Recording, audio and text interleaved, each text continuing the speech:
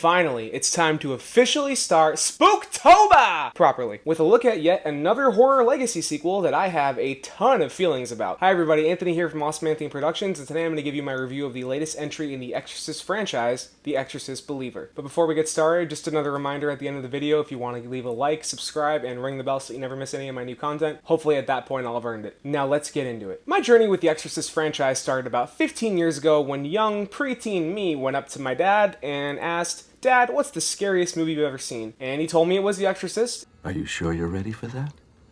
I mean, really ready? I guess so. Neat. And we sat down and watched it that night. That right there was not a tiptoe into horror. It was a trial by fire. As I lie there awake at night picturing 12-year-old possessed girls holding bloody crucifixes and terrifying white-faced demons, I was pretty scared, but also very intrigued and definitely wanted more. I am sickened, but curious. That has been my favorite horror movie of all time since I saw it back 15 years ago. And funny enough, until a few years ago, I didn't even know it had any sequels. Anyway, The Exorcist was my first real foray into horror, and I wouldn't have the passion and appreciation for the genre I do now if it wasn't for that movie. So thanks, Dad, Linda Blair, William Friedkin, and, of course, William Peter Blatty. Now to the actual review. The Exorcist Believer centers around two best friends, 13-year-old girls Angela and Catherine, played by Lydia Jewett and Olivia O'Neill. One day, after school, they decide to walk together into the woods next to the school and perform a seance. And they disappear, sending their parents into a panic, including Angela's widowed dad Victor, played by Leslie Odom Jr., and Catherine's overly religious parents, played by Jennifer Nettles and Norbert Leo Butz. Man, imagine growing up with that name. But after 3 days, the girls are found, covered in cuts and bruises, and with dry, cracked lips and burned feet. And despite every single test coming up negative, the girls' personalities completely change and they start acting psychotic. With the help of Victor's nurse neighbor Anne, played by the always fantastic Ann Dowd, and a familiar face in Ellen Burstyn's Chris McNeil, who is now an exorcism expert, they'll realize that these girls are possessed by a demon, and they'll need every culture's form of exorcism available to save their souls. Alright, so let me just start by saying that this is not the worst movie in the franchise. Father, please bring her back. And from the reviews I was reading, I was expecting it to be a lot worse. That being said, there are two completely different movies here, and one is much better than the other. The first is the harrowing story of desperate, terrified parents dealing with the fact that their children are missing with no trace whatsoever, followed by the kind of disturbing process of medically examining them once they come back. This does actually echo the medical testing scenes from the original Exorcist, and though they aren't necessarily as graphic or disturbing, they definitely bother you in a different way, especially when the girls have to get tested for traumas. But once the girls get home from the hospital, the second of those two movies starts, and it is definitely the worst of the two. A semi-generic possession movie that, though it has a few unique concepts brought in, a great cast, and high production values with a strong emphasis on practicality, ultimately pales in comparison to the original, and even The Exorcist 3, especially when it attempts to echo whatever came before. Starting with the scares. Where exactly were they? Found anything yet? We ain't found shit! We started this franchise with an almost documentary-style look at this preteen girl, with incredible special effects and an unrestrained adaptation of some of the worst things from Blatty's novel, like the crucifix scene, or her head spinning all the way around, or even more psychological aspects, like the way the demon taunts Father Karras with the recent death of his mother.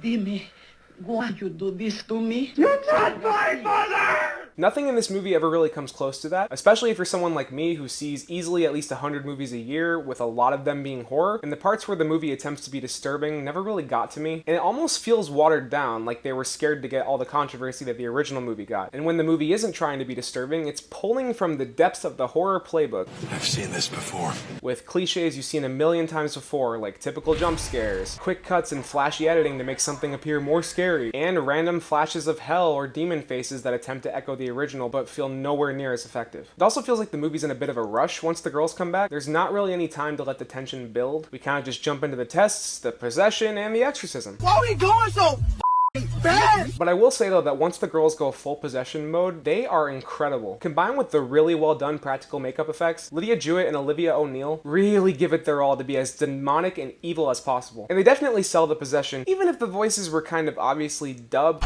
Good, play that trick on you.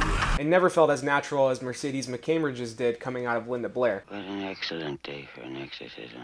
You'd like that? Intensely. The rest of the cast is great too, especially Leslie Odom Jr., who definitely brings a lot of heart to the movie and is someone that you want to root for, even if he goes from being a non-believer to being convinced of the whole possession very quickly. That was easy. Ann Dowd also brings some much-needed horror camp to this, but she's so good at channeling that energy that she brought to Hereditary and never goes over the top. Now, as for Ellen Burstyn, why? She's a strong actress and she does what she can with the material, but it made absolutely zero sense to bring her back for what is basically an extended cameo, especially with the way they disrespected her character. She's now an exorcism expert for some reason who has no idea where Reagan is. She also makes very dumb decisions, and they even had the balls to have her character disrespect the two priests that gave their lives to save her daughter, Father Karras and Father Marin, by claiming they didn't allow her to join the exorcism because of the patriarchy. F***ing seriously? Man. It was clear to me that they just brought Ellen Burstyn back to cash in on the one thing that all legacy sequels try to bank on, and that's nostalgia. So many problems lie in the script as well, from the cliches to the complete lack of character development for anybody outside of Victor and Anne. Outside of one scene with Angela and Victor in the beginning, the girls hardly even felt like characters, even though the actresses do a great job with the material. To wrap up my complaints here, I will mention the exorcism scene. What a shit show. When I saw the line in the trailers about the fact that every culture has an exorcism and it's gonna need every single one of those rituals to help these girls, I knew exactly what direction this would go. Exorcism is a ritual.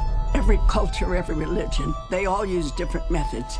It's going to take all of them. It's 2023, so of course we're not going to have Christianity or Catholicism shown in a positive light, so the movie tosses aside the one priest it has in favor of a bunch of random, hardly established characters, all doing a different exorcism ritual at the same time, and it's just as insane as you think it might be. Yeah, the exorcism does introduce a couple of interesting concepts. One girl lives, one girl dies. And has a ballsy ending that I really admire, but it's nothing that stands out. Using the typical scary possession cliches, along with those annoying quick cuts and editing techniques that I brought up earlier that show you demons or a glimpse of hell. We didn't need to get a glimpse into hell or see other demons or see souls getting tortured to be scared. It was honestly scarier without seeing all of that. It just kind of feels cheap. And it feels like the movie tried to have a bittersweet ending but end on an emotional, hopeful high, and it just kind of felt cheesy to me and fell flat. I know it sounds like I really hated this movie, but I didn't. Like I said, the first half is a strong story, in the vein of something like Prisoners, a movie I really enjoy, but the second half is a generic possession movie with the Exorcist title slapped on it, to the point where, outside of a few clever concepts, great performances and production design, and the occasional kind of disturbing moment, is a cliched, underwritten mess that never even comes close to the original. But it's not the worst in the franchise. And there's my review of The Exorcist Believer. If you enjoyed this video, you know exactly what to do. I said it in the beginning. Please leave a like, subscribe, and ring the bell so you never miss any of my new content. While you're at it, you can find the links to my socials in the description below. Leave a comment with your thoughts. And if you want more content, you can click or tap on these cards here. It'll take you to my review of the creator, or just over to my channel where you can check out my reviews, my shorts, and my old shit. Thanks for watching, everybody, and I will see you next time for my review of Saw 10.